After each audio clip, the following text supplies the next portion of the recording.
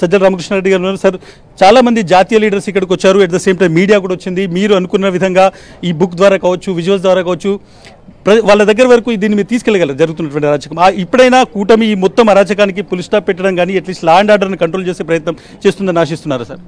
నిజంగా ఆశిస్తున్నాం. ఎందుకంటే రాష్ట్రంలో మేము గొంతు ఎంత బలంగా వినిపించినా సహజంగా మీడియా మీద ఉన్న వాళ్ళకున్న పట్టు కావచ్చు, అటువైపు కూటమికి ఆ ప్రభుత్వంలో ఉన్న పార్టీలకు, ముఖ్యంగా తెలుగుదేశం పార్టీ రకరకాల కారణాల వల్ల వాయిస్ ఎంత రైజ్ చేసినా దాని ఇంపాక్ట్ రాలేదు. గవర్నర్ గారు కలిసాము, కాన్స్టిట్యూషనల్ హెడ్ ఆయన కలిశారు.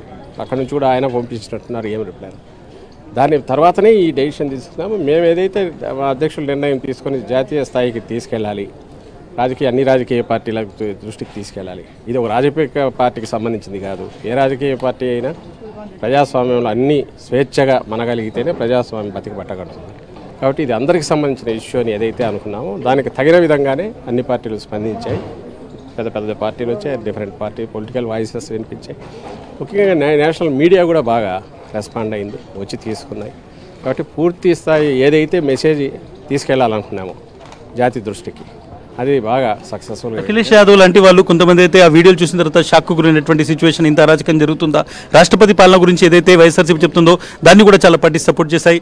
దీన్ని మీరు అంటే ఇక్కడ జరుగుతున్నటువంటి అన్యాయంపై ఇంకా పోరాటం కొనసాగుతుందా? దీన్ని ఏ విధంగా ఇంకా ముందుకు తీసుకెళ్తారు సార్? ఇది పోరాటం అనడం కంటే పరిస్థితిని కట్టడి చేసి ప్రశాంతత తీసుకురావడం ఎట్లా అనేది అందరి సమిష్టి బాధ్యత. ముఖ్యంగా అధికారంలోకి వచ్చిన వాళ్ళ బాధ్యత. మీరు 19లో చూస్తే 151 స్థానాలతో జగన్మోహన్ రెడ్డి గారు అధికారంలోకి వచ్చినా కూడా ఎక్కడా ఒక్క సంఘటన కూడా జరగలేదు. చెదురుమదురు ఎక్కడైనా ఫ్యాక్షన్ గొడవలు ఉంటే ఎక్కడన్నా చెదురుమదురు ఉండొచ్చు, కానీ అది ఒక ట్రెండ్ కింద కంటిన్యూస్గా నిన్నటికి నిన్న కూడా పెదకూరుపాడులో ఏమీ కీ లీడర్ను కారులోంచి దించి కాళ్ళు చేతులు విరగొట్టారు. నిన్న ఈవినింగ్ జరిగింది. సాంబిరెడ్డి అని మా ఏఎంసీజీ మాజీ చైర్మన్. సో ఇంకా కంటిన్యూ అవుతుంది. సో ఆ రకంగా ఇది చూసి దీనికన్నా మనం ఇది అనిపిస్తే దీని విషయంలో అందరూ ఇంకా కలిసి వస్తే బాగుండేది. భవిష్యత్తులో ఇలాంటి జరగకుండా చూడాల్సిన బాధ్యత అందరిది ఉందని ఫీల్ అవుతున్నాం.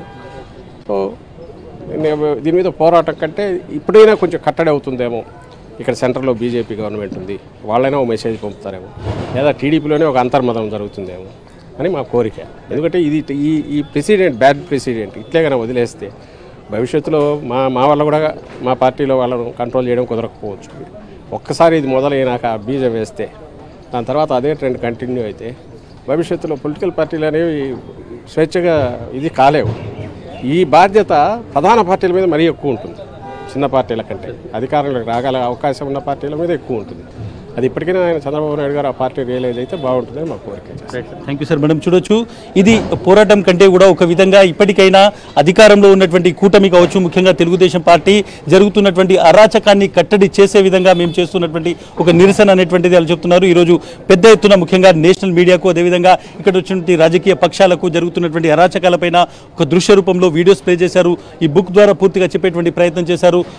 కాన్స్టిట్యూషనల్ హెడ్గా ఉన్నటువంటి రాష్ట్రపతిని మిగిలిన వాళ్ళని కలిసేటువంటి ప్రయత్నం చేస్తున్నారు. సో డెఫినెట్గా వైఎస్ఆర్సీపీ ఇప్పుడు చేసినటువంటి ఈ పోరాటం ద్వారా కావచ్చు, లేదంటే చేస్తున్నటువంటి నిరసన వల్ల ఇప్పటికైనా ఒక అంతర్మథనం లాంటిది తెలుగుదేశం పార్టీలో చంద్రబాబులో స్టార్ట్ అయ్యి కనీసం ఆయన ఇప్పటికైనా లా అండ్ ఆర్డర్ని కంట్రోల్ చేసే ప్రయత్నం చేస్తారు అనేటువంటిది వైఎస్ఆర్సీపీ నాయకులు చెప్తున్నటువంటి మాట, ఒక ఆశిస్తున్నాం అనేటువంటి మాట వాళ్ళు చెప్తున్నారు. బట్ డెఫినెట్గా జగన్మోహన్ రెడ్డి ఢిల్లీలో ఉన్నారు. తన బలగాన్ని ఆయన ఈరోజు ఢిల్లీలో ఒక విధంగా చూపెట్టినటువంటి పరిస్థితి. మొత్తం పార్టీకి సంబంధించినటువంటి నాయకులు ఇక్కడికి వచ్చారు, ఎమ్మెల్యేలు, ఎమ్మెల్సీలు, ఎంపీలు అందరు ఇక్కడికి వచ్చినటువంటి సిచ్యువేషన్. ఆయన పేదల పక్షాన ఈరోజు ఇక్కడ ఉన్నటువంటి రాజకీయ పార్టీలకు, అదేవిధంగా మీడియాకు అక్కడ జరుగుతున్నటువంటి ఒక అరాచకాన్ని వివరించేటువంటి ప్రయత్నం చేశారు. ఆ తర్వాత ఆయన రాష్ట్రపతితో పాటు మరి కొంతమందిని కలిసేటువంటి అవకాశం కూడా ఉంది. అనుశ్రీ.